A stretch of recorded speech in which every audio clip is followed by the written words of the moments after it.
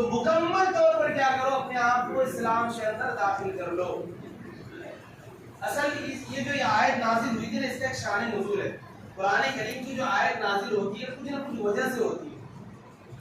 علماء کچھ جو یہود کے علماء ایمان لے کے آئے، مسلمان ہوا، ٹھیک ہے، تو مسلمان ہونے کے بعد جو اللہ کے رسول صلی اللہ علیہ وسلم حاضر ہوا اور اللہ کے رسول صلی اللہ علیہ وسلم سے کہنے لگا کہ اللہ کے رسول صلی اللہ علیہ وسلم ہم تو ایمان لے کے آ گئے، لیکن آپ مجھے اجازت دے دیجیے کہ ہم کچھ یہود کی کتابوں کو بھی پڑھیں اور ہم اونٹ کی گوشت کو نہ کھائیں۔ یہود کی کتابیں اونٹ کی گوشت اور دودھ کا پینا منع ہے، ٹھیک ہے، یہود اور عیسائی میں سے تو وہ اس چیز کا کیا کرنا ہے، جو ہم تو مسلمان ہی رہیں گے، لیکن آپ مجھے جو اونٹ کی گوشت ہے اس کا دودھ پینے سے آپ جو ہے ہمیں یہ نہ کریں، کیونکہ اسلام میں پینا جائز ہے، پینا جو ثواب کا کام ہے، ٹھیک ہے، لیکن آپ جو ہے ہمارے اوپر وہ چیز عائد نہ کریں۔ دوسری چیز آپ ان کو توریت پڑھنے کی اجازت دی ہے، انجیل پڑھنے کی اجازت دی ہے۔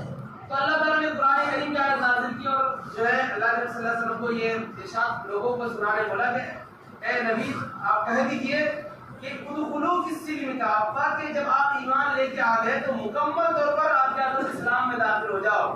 یہ نہیں کہ آپ اللہ اور اس کے رسول کا تو اقرار کرتے ہیں لیکن عبادت کے لیے کلیسا چلے گئے، مندر چلے گئے، نہیں۔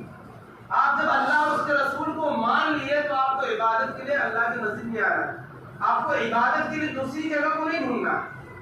اور ایک چیز آپ یہ سمجھیں کہ اسلام ایک واحد مذہب ہے جو نہ کسی دھرم سے چلتا ہے، نہ کسی ریلیجن، نہ کسی فرقہ سے۔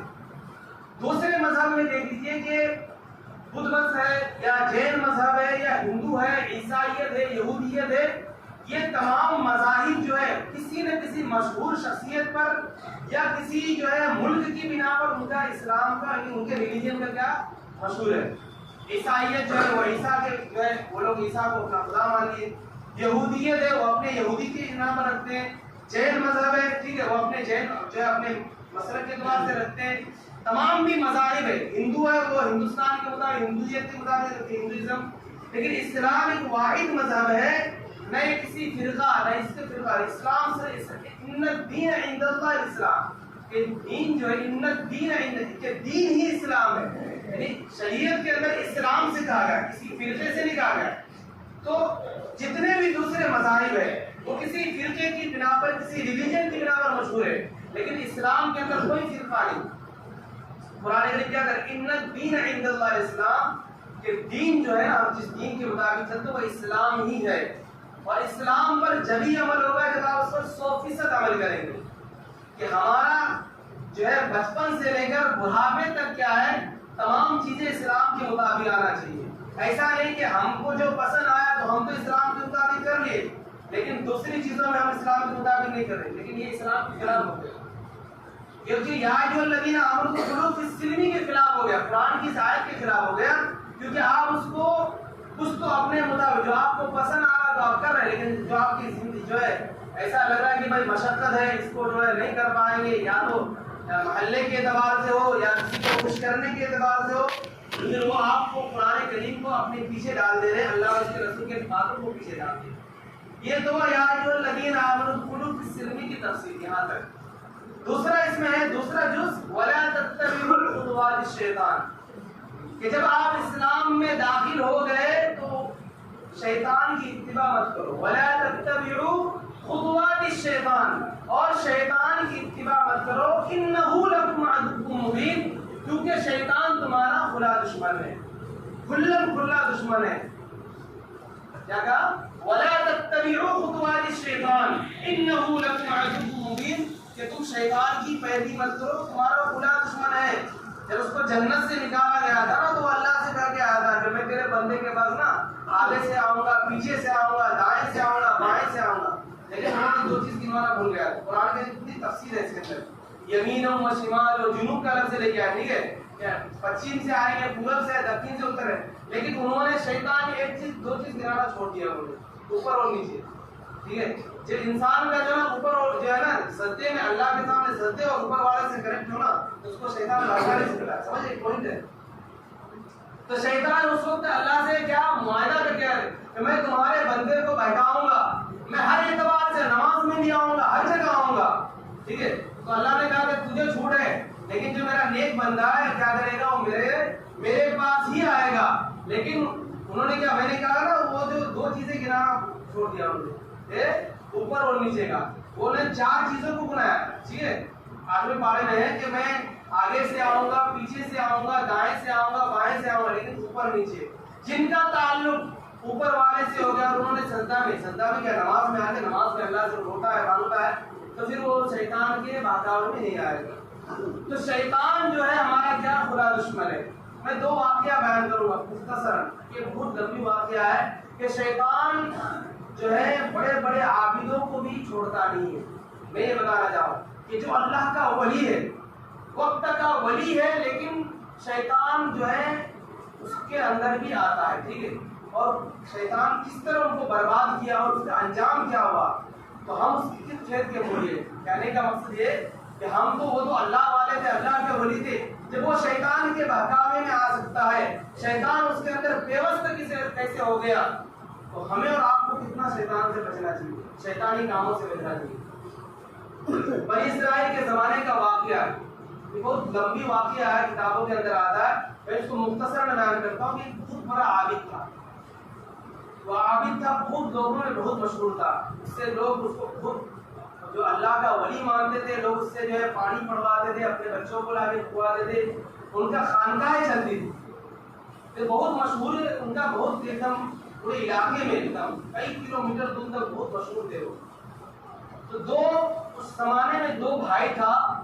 وہ 2 بھائی کسی سفر میں جا رہا تھا. سفر میں اس کی ایک بہن تھی، جو ہے وہ دونوں بھائی جو ہے جوان بھائی تھے، اس کی بہن تھی تو، اور اس کا ماں باپ نہیں تھا. تو انہوں نے سوچا کہ ہم تو سفر میں جا رہے ہیں 1-2 سال کے لیے، تو ہم بہن کو کہاں رکھے جائیں، یہ تو لڑکی ہے، اس کو کہاں رکھے جائے. تو انہوں نے جو ہے کوشش کیا، تو لوگوں نے بتایا کہ بزرگ اللہ والا. ٹھیک ہے، تو وہ بزرگ کے پاس آ کر کہنے لگا کہ ہم جو ہے 2 سال کے لیے سفر میں جا رہے ہیں، آپ میری بہن کو اپنے پاس رکھے. تو انہوں نے، اس بزرگ نے، اللہ کا حقیقتاً ولی تھا، انہوں نے بالکل منع کر دیا کہ ہم نہیں، عورت کو نہیں رکھ سکتے. لیکن لوگوں کے اصرار میں، لوگوں کی ضد میں، ان کے بھائیوں نے ضد کی، تو انہوں نے کیا کیا، اس کو رکھنے کے لیے راضی ہو گئے. اور کیا کیا، اس کو ایک خانقاہ کے جو ہے بغل والے روم میں، کونے میں اس کو ایک روم بھی دے دیا. اسی طرح سلسلہ چلتا رہا. ان کے خدام لوگ ان کو کھانا دیتے رہے.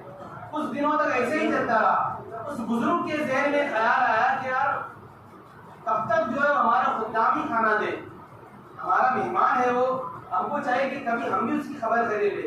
تو انہوں نے کیا، اس بزرگ نے اس کے چوکٹ میں لا کے کھانا رکھا کئی دنوں تک. پھر اسی طرح پھر اس کے شیطان نے دن میں اس کو سر ڈالا کہ تم اندر جا کے اس کا خبر کہیے، پوچھو، تمہارے حوالے کر کے گئی اس لڑکی کو. تو اس کے دل میں خیال آیا کہ چلو اندر بھی چلے آتے. تو کھانا پہلے چوکٹ میں رکھتا تھا بزرگ، وہ اندر لا کے رکھا، لیکن بات نہیں تھی اس سے. پھر شیطان اس کے دل میں اس سر ڈالا اس بزرگ کا کہ بھائی چلو یار ایسا کرتے ہیں، ان سے بات بھی کرنا چاہیے، جب ہم اندر چلے ہی جاتے ہیں تو بات کر لیتے ہیں. میں مختصر بیان کر رہا ہوں. اسی طرح اس کو شیطان نے ورگلایا تو بات کرنے دیا.